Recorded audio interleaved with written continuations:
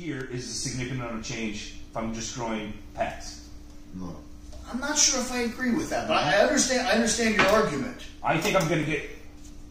I don't think I'll get the same. I'll never be the same. But I think I'm going to get enough of a similarity between muscle fiber recruitment from that motion that I don't think you can see significant change. I think it depends on the range of playing the motion through that kinetic chain expression. But my argument would actually be bodybuilders need a smaller amount of change. Once you're getting super niche. Because they're the least athletic on the spectrum of athletes. So in my mind, what makes an athlete is that they are highly athletic. They're adaptable. Yeah. Bodybuilders by nature are not.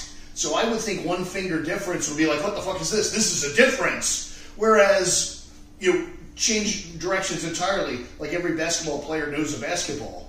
But if you threw them a volleyball and said shoot one, they'd be pretty close. Yeah. Simply because they have the genetic tools to be more adaptable. But if you had a bodybuilder and you were putting volume into chest, right, and you went from a bench press, barbell bench press with this grip, and then moved them out a few, like an inch either way, you think you can get that much of a change in the hypertrophy of that muscle?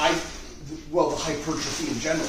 I bet you that would be such a shock that it would destroy their performance. Like, they're like, oh no, I can definitely do 3 plates for 10. Move their grip one finger, suddenly they cannot.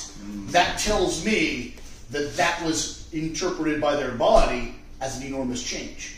I think that's enough change to constitute a new exercise. I think this whole, like, I need a new bar, I need a new thing, I need a new machine, that is horseshit. I think the difference between 8 and 10 reps is enough difference to be difference. I agree with that, and I agree that changing the exercise completely is horseshit, but I feel like if it's just muscular hypertrophy in a target muscle, I think we need a little bit more of a change than just something very, very subtle. Right? I bet it's not. I love these kinds of arguments.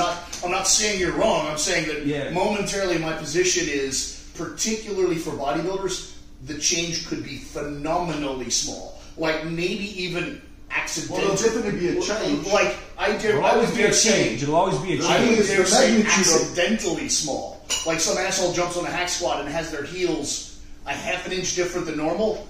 I bet you that's a change. Well,